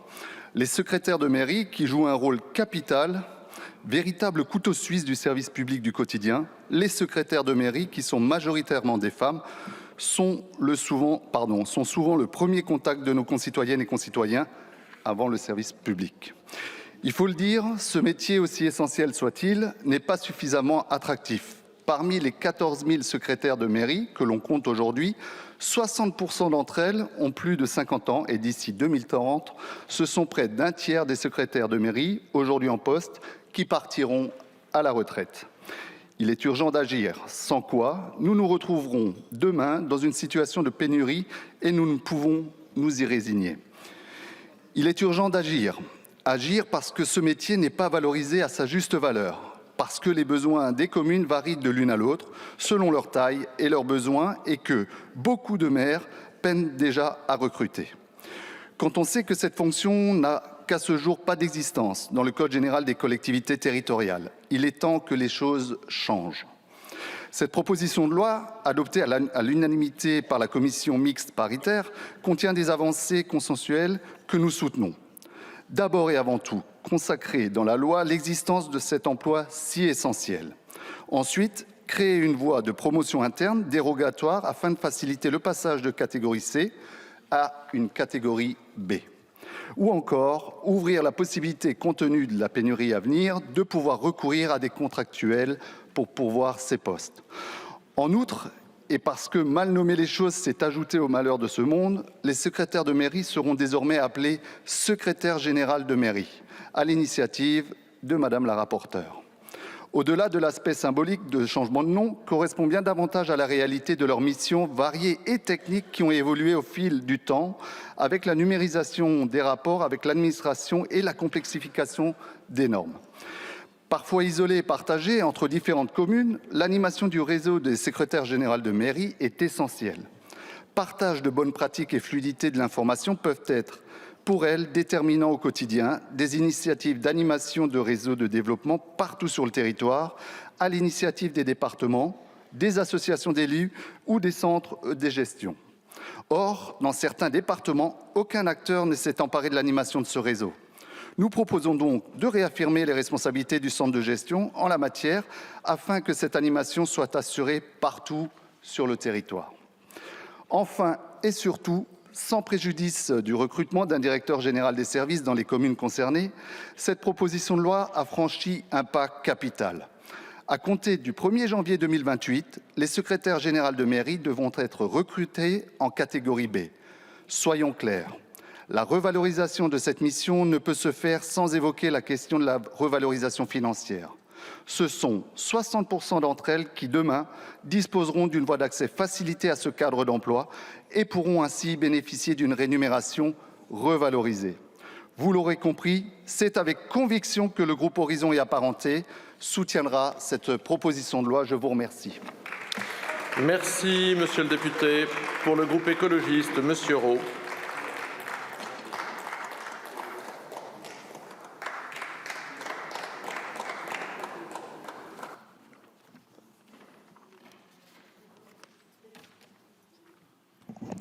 Merci, Monsieur le Président, Monsieur le Ministre, Monsieur le Président de la Commission des lois, Madame la rapporteure, chers collègues. Il m'est très étrange de m'exprimer aujourd'hui, particulièrement ici, sur toute autre chose que le texte adopté hier soir, qui marquera durablement les esprits. Un texte qui a scellé la soumission du gouvernement, du président de la République et de sa majorité aux idées nauséabondes, xénophobes et racistes de l'extrême droite. Je salue au passage le courage du ministre de la Santé, M. Aurélien Rousseau, et quelques collègues. Un texte, pour en finir, qui devrait, chez toutes celles et tous ceux qui ont participé à ce vote, susciter la honte d'être devenus des valets hypocrites du pire des penchants politiques de notre hémicycle. Alors que nous allons nous féliciter de la nature consensuelle d'un tout autre texte, celui que nous serons unanimes à défendre, il m'était juste difficile, comme à beaucoup d'entre vous, de me contenter de tourner la page comme s'il n'y aurait pas un avant et un après. Revenons à ce texte sur les secrétaires de mairie que nous examinons aujourd'hui. C'est aussi en partie des principes et des valeurs de notre République dont il s'agit. L'idée forte d'un service public assuré par des fonctionnaires aux droits et devoirs permettant un égal accès de toutes et tous partout sur le territoire. Les secrétaires de mairie contribuent au service public de proximité. Elles tiennent tout autant un guichet unique pour la population des territoires ruraux qu'elles accompagnent les équipes municipales et en particulier les maires dans la mise en œuvre des politiques publiques. Notre travail parlementaire entre le Sénat et l'Assemblée nationale a permis des évolutions qualitatives du texte. Nous sommes parvenus à une rédaction qui assurera à terme la nomination de secrétaires généraux de mairie, au moins de catégorie B ou bien sûr de catégorie A selon la taille de la commune. C'est une reconnaissance des compétences et de la technicité de ces agents. Cette mesure est couplée à une voie de promotion interne dérogatoire qui constituera un moyen de revalorisation salariale, bien que nous continuions de défendre une augmentation des salaires plus générale. Enfin, la formation des secrétaires généraux de mairie est renforcée, et ce, dès les premiers mois de leur prise de poste. Le groupe écologiste NUPES votera favorablement ce texte. Nous continuons néanmoins de penser qu'il faut parvenir à la création d'un statut spécifique à même de garantir pleinement une reconnaissance de ce métier et une perspective d'évolution salariale et de carrière. Je suis profondément attaché aux fonctions publiques, d'autant plus pour y avoir exercé la majorité de ma carrière professionnelle. C'est pourquoi je ne me résoudrai jamais à considérer la contractualisation comme une solution, mais cela peut être une mesure curative en restant une exception temporaire. Améliorer les conditions de travail, c'est aussi lutter contre les temps partiels subis et la complexité des temps de trajet, nombreux dans ce métier exercé à 94%, comme nous le savons, par des femmes. La mutualisation au niveau communal est sans aucun doute à poursuivre pour y contribuer.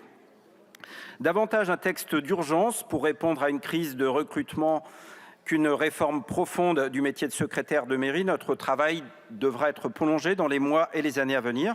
Les communes et leurs habitants ne cesseront pas d'avoir besoin de secrétaires de mairie, au contraire, alors que les procédures se complexifient et que l'État donne parfois la fâcheuse impression d'abandonner ces territoires. Les secrétaires de mairie ne verront pas toutes leurs difficultés professionnelles résolues, mais leurs perspectives de carrière et la revalorisation de leur rémunération nous occupera encore. Les effets de ce texte devront être évalués pour en tirer de nouvelles propositions et améliorations. Avant cela, nous serons évidemment attentifs aux mesures réglementaires prises pour l'application de la loi. Je salue la mise en place d'un groupe de travail transpartisan à ses fins par Monsieur le ministre, qui l'avait annoncé en première lecture dans notre Assemblée et a respecté son engagement. Le groupe écologiste NUPES y participera activement. Je l'ai déjà dit ici, ce que peuvent connaître les secrétaires de mairie est à l'image des enjeux des fonctions publiques de notre pays. Je le vois quotidiennement dans mon travail parlementaire, que ce soit sur l'accès aux soins avec les personnels soignants, paramédicaux et médico-sociaux, ou sur l'éducation avec les enseignantes et enseignants. La crise des vocations et des recrutements est générale. C'est donc une politique d'ampleur de la fonction publique qu'il faut conduire en faveur des agentes et agents du service, au risque sinon de laisser disparaître ce socle de notre société commune et d'accroître les inégalités. Je vous remercie. Merci, monsieur le député. Pour le groupe GDR, monsieur Monnet.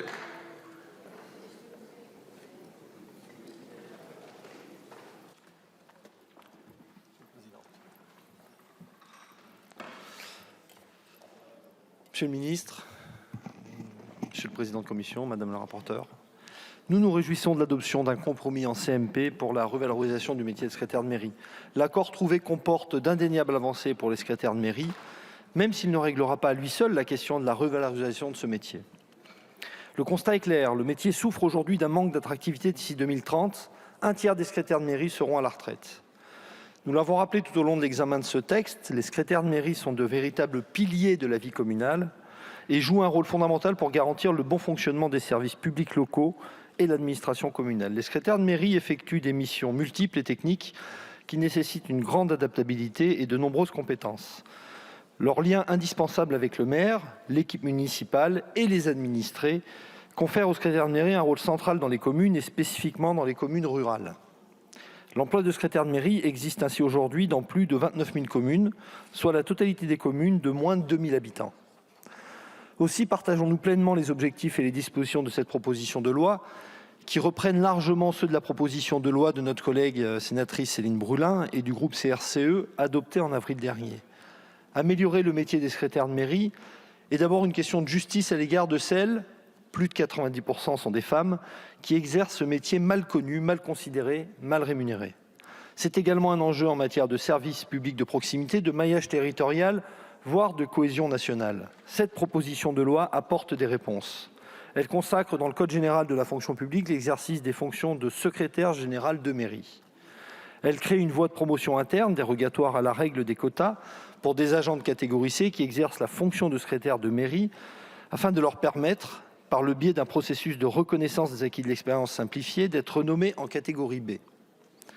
Nous nous réjouissons également que ce texte rende obligatoire la formation durant l'année de recrutement, prenne en compte la spécificité de leurs tâches dans l'évolution de leur carrière, formalise un travail en réseau et engage une réflexion sur la création d'un diplôme national d'enseignement supérieur préparant au métier de secrétaire général de mairie. C'est un pas en avant qu'il faut poursuivre. Néanmoins, nous souhaitons aller plus loin et permettre aussi aux secrétaires de mairie qui appartiennent de longue date à la catégorie B de rejoindre la catégorie A. Nous sommes également favorables à un plan de déprécarisation de la profession qui permettrait d'intégrer dans la fonction publique territoriale les contractuels. Enfin, il convient de souligner la charge financière que peut représenter ce type d'emploi pour des petites communes. Ainsi, il convient de prévoir des mesures de compensation pour que cet objectif de requalification en catégorie A et B des secrétaires de mairie puisse réellement se concrétiser. Cette proposition de loi n'épuisera pas à elle seule la totalité des sujets liés au métier de secrétaire de mairie. Beaucoup de mesures d'ordre réglementaire doivent être prises. Le gouvernement doit donc prendre ses responsabilités. Je participerai à cet égard au groupe de travail mis en place sur le suivi de cette proposition de loi. En définitive, vous l'aurez compris, nous voterons ce texte qui constitue une avancée importante pour ce métier. Je vous remercie. Merci, monsieur le député. Pour le groupe Liot, monsieur Pierre Morel-A-L'Huissier.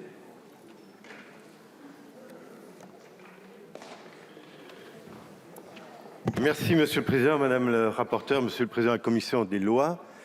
Monsieur le ministre, cher monsieur, c'est un plaisir aujourd'hui de m'exprimer devant vous parce que nous avions échangé avec Paul Penny, votre directeur de cabinet, et vous m'aviez dit tout le souci, tout ce que vous vouliez faire en faveur des secrétaires de mairie et nous avions échangé. Vous êtes venu également en Lozère. Vous prenez France Service. Je vous avais dit que l'animation pouvait s'ouvrir également sur les secrétaires de mairie. Alors, je ne voulais pas faire une exégèse du texte. Beaucoup l'ont fait ici. Je vais vous parler de mon expérience, 18 ans maire d'une commune de 400 habitants, président de communauté de communes, plusieurs secrétaires de mairie sur ces 18 années. Qu'est-ce que c'est un secrétaire de mairie? C'est un juriste, c'est un financier, c'est quelqu'un qui connaît le FCTVA, et Dieu sait si c'est compliqué, le FCTVA. L'urbanisme, là aussi très compliqué. Le droit de propriété, nécessaire. Des chemins ruraux, vous voyez un peu en Lozère ce que ça représente, préemption, rectification, la légalité administrative, la responsabilité administrative, voire pénale, la gestion budgétaire, c'est compliqué, les marchés publics, et puis on parle de routes, de goudrons, d'assainissement, de stations d'épuration. Il faut se rendre compte du côté protéiforme de ces compétences, de l'eau également. Tout ça, c'est le vécu d'un secrétaire de mairie.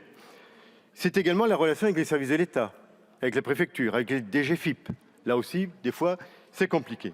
Et donc aujourd'hui, ce texte qui a été abordé au Sénat, qui a été abordé à l'Assemblée, CMP conclusive, c'est bon, c'est un bon travail et je peux que saluer l'engagement du gouvernement et de vous-même. Des fois, dans mon département, un secrétaire de mairie, c'est sur 2 à 3 communes, plus un EPCI, avec les difficultés d'interco. C'est autre chose qu'une commune. Alors, on avait fait le constat, 17% catégorie A, 23% catégorie B et 60% catégorie C. Autant dire que cette différenciation ne se comprenait pas. En Lozère, on a chaque année des communes qui m'appellent pour me dire « Est-ce que vous n'avez pas quelqu'un qui pourrait venir nous remplacer celui qui vient de partir ?» Alors on a même créé un DU de secrétaire de mairie à côté d'un master à Mende. Mais tout ça, on a encore beaucoup de difficultés pour trouver des personnes. Alors ce que vous faites là est important. C'est une structuration. Alors, vous l'avez dit dans vos propos, il y a la loi, il y a le cadre législatif. Il va y avoir tout un travail réglementaire qui pourra être mené en concertation avec l'Association des maires de France. Un petit aspect, quand je parle de ce texte et que j'en dis le plus grand bien, certains maires me disent « mais qui va payer ?» Attention à l'incidence budgétaire pour certaines communes et revoir au niveau de la DGF si on ne peut pas faire quelques petits efforts. Vous savez qu'en Lozère, on a tendance à demander toujours un peu d'argent et d'accompagnement. Je ne pouvais pas ne pas le dire. Voilà. Donc, merci à tous les collègues de promouvoir et de sécuriser et de permettre à des hommes et des femmes de continuer à gérer nos communes et nos EPCI. Merci à tous. Merci, monsieur le député. Pour Renaissance, madame Miller.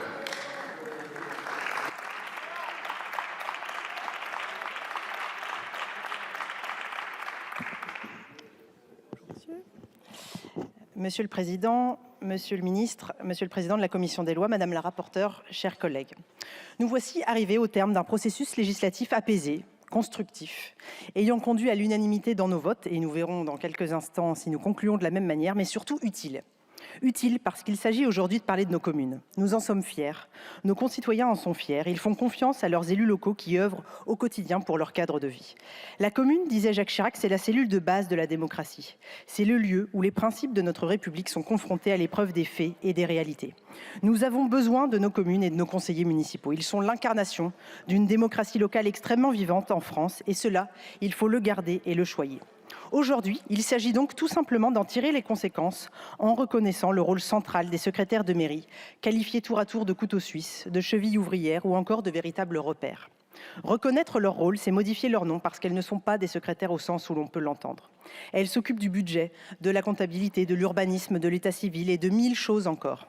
Elles sont désormais secrétaires générales et même symbolique, cette nouvelle appellation, c'est surtout la reconnaissance de la complexité de leur mission que nous gravons dans le marbre aujourd'hui. Reconnaître leur rôle, c'est donc permettre avec cette loi à nos secrétaires de mairie de passer de la catégorie C à B par la validation des acquis de l'expérience ou par une formation qualifiante. Et c'est aussi considérer qu'à l'avenir, nos secrétaires générales de mairie relèveront au minimum de catégorie B. Reconnaître leur rôle, c'est aussi organiser demain un réseau parce qu'elles sont trop souvent seules face à leurs questionnements et à la complexité de leur mission. C'est aussi imposer une formation initiale car toutes reconnaissent sa nécessité pour les rendre opérationnelles et efficaces rapidement après leur prise de poste. Une autre avancée réside dans l'accélérateur de carrière parce que finalement l'égalité c'est bien, mais le mérite c'est mieux et c'est ce que nous consacrons avec cet article. Enfin, reconnaître leur rôle, c'est surtout poursuivre ce travail après le vote de la loi en diffusant les bonnes pratiques auprès des territoires qui ne les ont pas encore adoptées, en particulier les mutualisations ou encore le tutorat, en conseillant les maires sur les différentes formes de valorisation salariale de leurs secrétaires de mairie ou encore en travaillant sur la manière de rendre les formations plus accessibles. Mes chers collègues, cette loi est un début prometteur. Elle valorise un métier de l'ombre et en cela, elle est une avancée pleine de sens. Mais cette loi nous oblige. Elle nous oblige car elle met aussi en évidence une fonction publique territoriale qui ne repose pas assez sur le mérite et 2024 nous permettra d'ouvrir cet indispensable chantier. Elle nous oblige car elle ouvre les yeux sur une réalité qui est celle de la complexité administrative et territoriale. Ce sujet, il a été vu, revu 1000 fois et pourtant, nous sommes le pays d'Europe qui a le plus grand nombre de niveaux d'administration avec des compétences qui s'enchevêtrent. Plus personne aujourd'hui n'y comprend rien.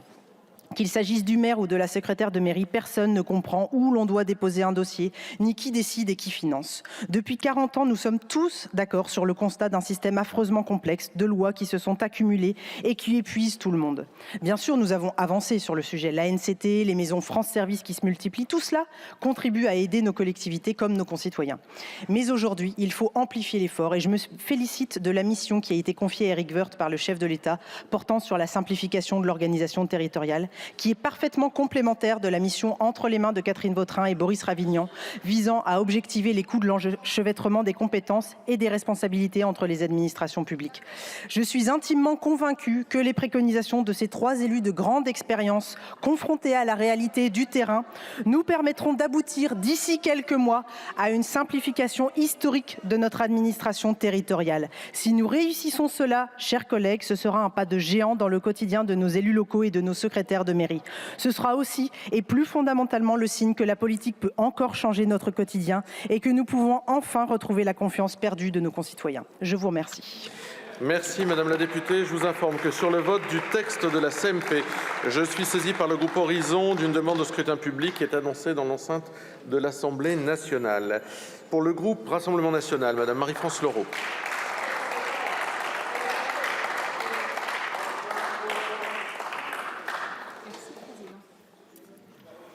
Merci beaucoup.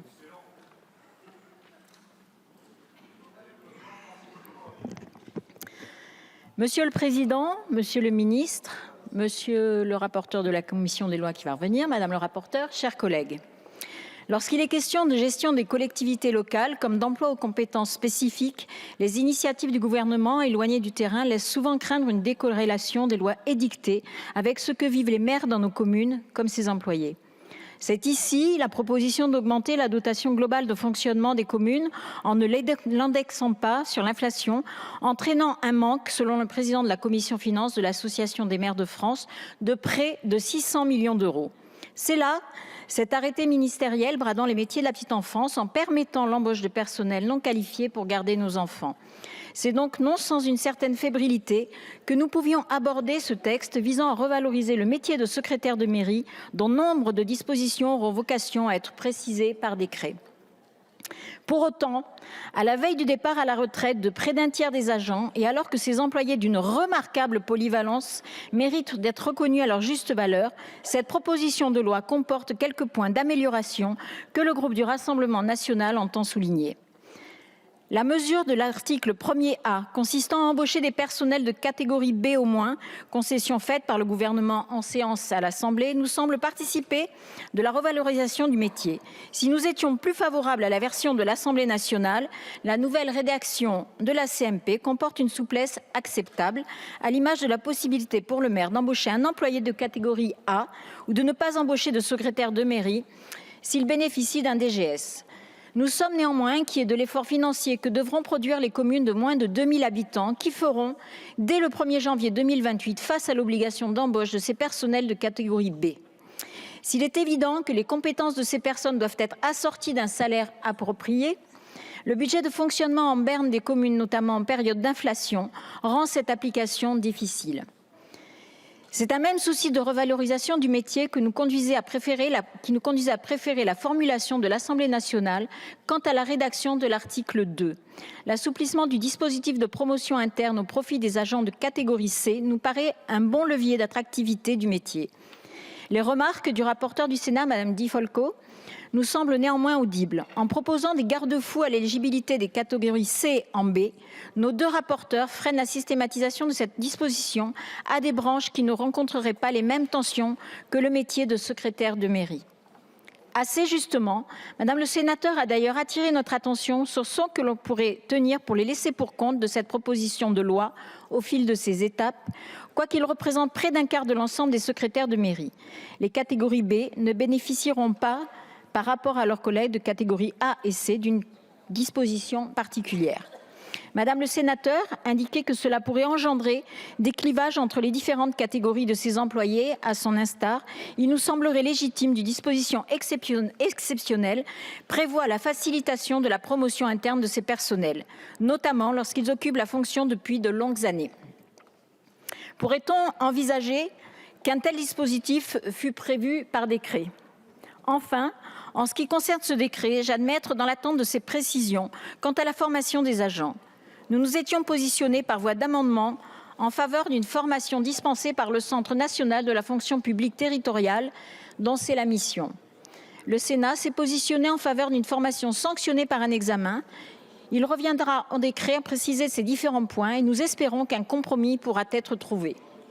Pour l'heure, nous regrettons la nouvelle formulation de l'article 2 ter A qui semble remettre en doute la légitimité de la création d'une filière permettant l'obtention d'un diplôme national d'enseignement supérieur préparant au métier de secrétaire général de mairie à l'échelle nationale. La remise en doute de cette pertinence nous apparaît en ce sens comme une interrogation sur la valeur d'un métier que nous entendons défendre. C'est d'ailleurs parce qu'il entend soutenir ce métier valeureux que le groupe du Rassemblement national votera en faveur de cette proposition de loi. Une loi rendue urgente par le caractère massif des départs qui l'affectent, comme par la nécessaire revalorisation des compétences de ses membres, avec pour seul véritable regret qu'elle n'ait pas été adoptée plus tôt. Je vous remercie. Merci Madame la députée. Pour le groupe LFI, la parole est à Monsieur Bex.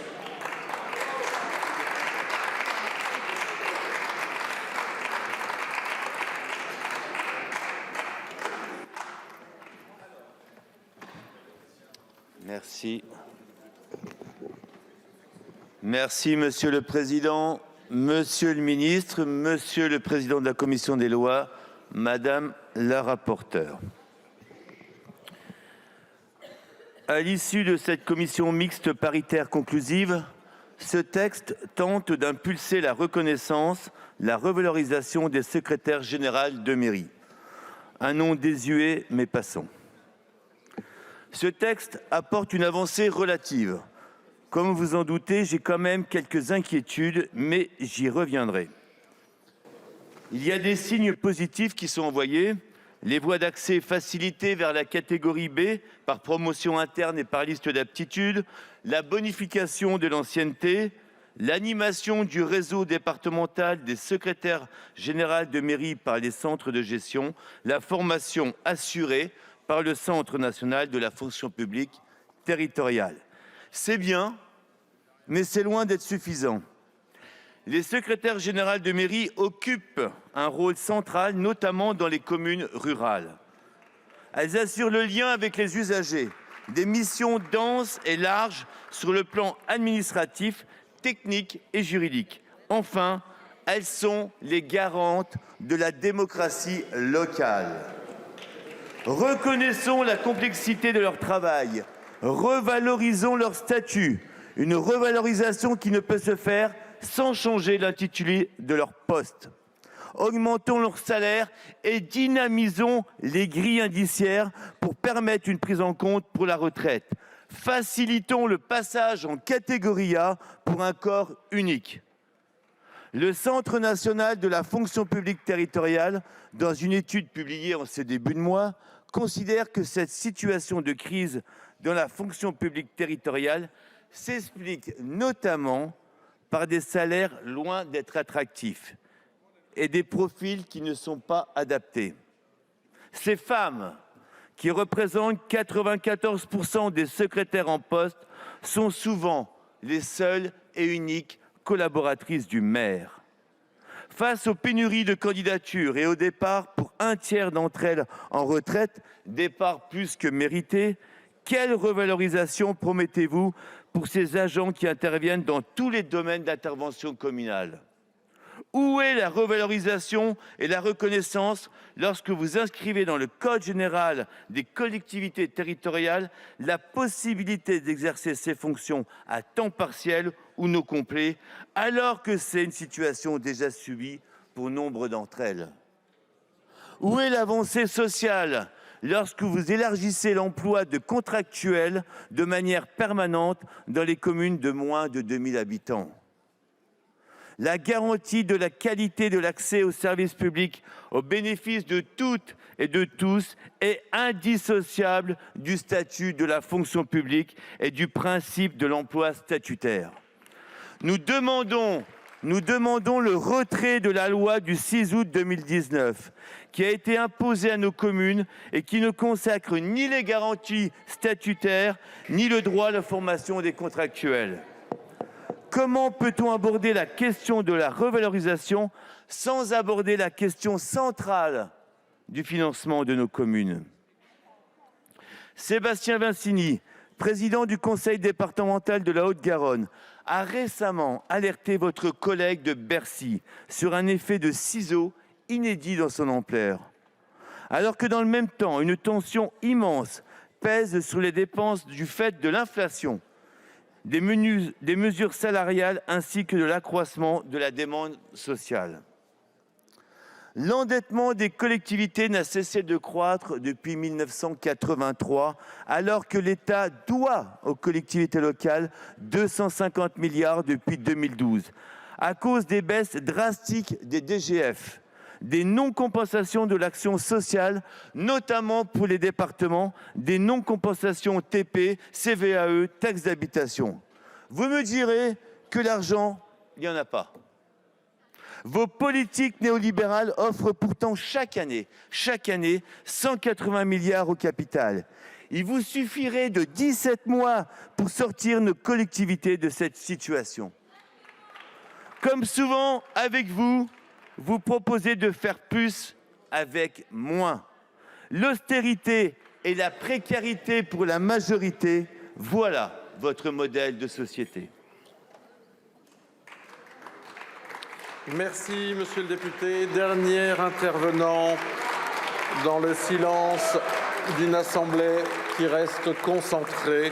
Pour écouter pour les Républicains, Francis Dubois.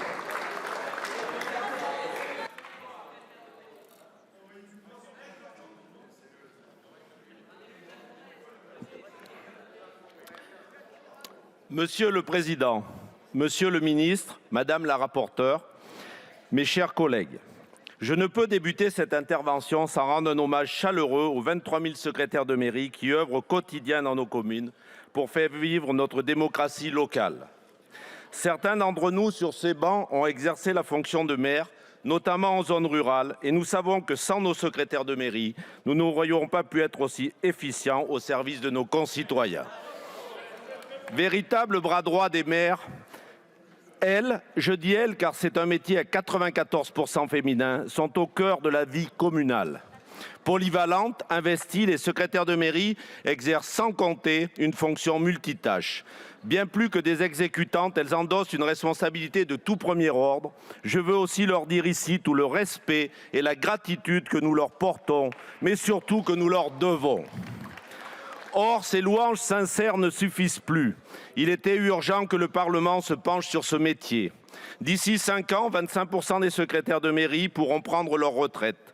Le besoin en poste à pourvoir sera alors de 8 000. Le défi est donc immense.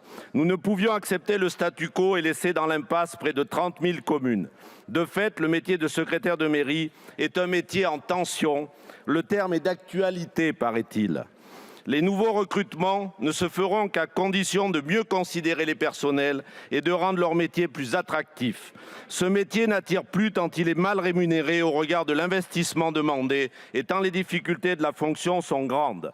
Au-delà des gestes symboliques comme l'instauration d'un nom de secrétaire général de mairie, cette proposition de loi, attendue de longue date et initiée par les travaux des sénateurs, marque un premier pas vers la reconnaissance de l'État et permettra, je l'espère, d'améliorer en partie ce métier clé. Concrètement, à partir de ce printemps jusqu'au 31 décembre 2027, le déroulement de carrière sera facilité par une promotion interne de la catégorie C vers la catégorie B, sans quota sur la base de leur ancienneté et ayant validé un examen professionnel sanctionnant une formation qualifiante. À compter du 1er janvier 2028, les secrétaires généraux de mairie seront recrutés à minima en catégorie B pour les communes de moins de 2 000 habitants et en catégorie A pour les communes de plus de 2 000 habitants. De plus, face à l'urgence de la situation, le secrétaire général de mairie pourra exercer ses fonctions à temps partiel. Cependant, si nous saluons ces avancées, le groupe LR n'oublie pas pour autant sa volonté de revaloriser durablement la fonction de secrétaire général de mairie, notamment par la rémunération. En effet, la profession attendait une véritable revalorisation salariale. De plus, les difficultés de recrutement rencontrées par les communes en milieu rural justifiaient l'urgence de leur garantir une rémunération à hauteur des fonctions qu'elles occupent et de leurs responsabilités.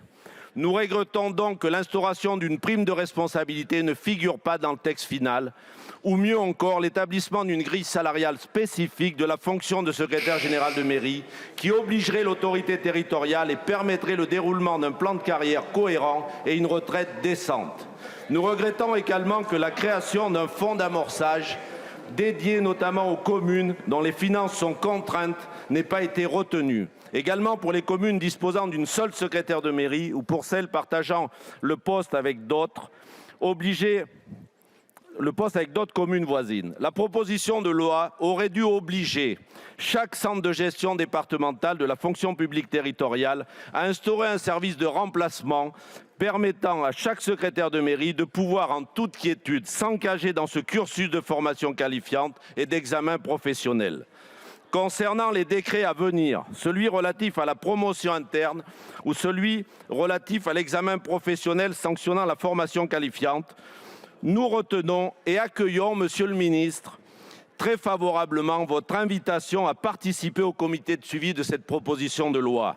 Mais sur ces points, nous attendons pleine coopération à faire de ce comité un lieu de travail collégial et non des travaux dirigés par votre ministère. Je crains par ailleurs que le délai imparti par la loi à 4 ans jusqu'au 1er janvier 2028 ne soit trop long et crée des désillusions et des tensions pour nos secrétaires de mairie en place comme pour les recrutements à venir. Je conclurai, mes chers collègues, en vous disant que ce texte nourrissait de grandes ambitions. Il n'est cependant qu'une première étape vers la revalorisation durable du métier de secrétaire de mairie.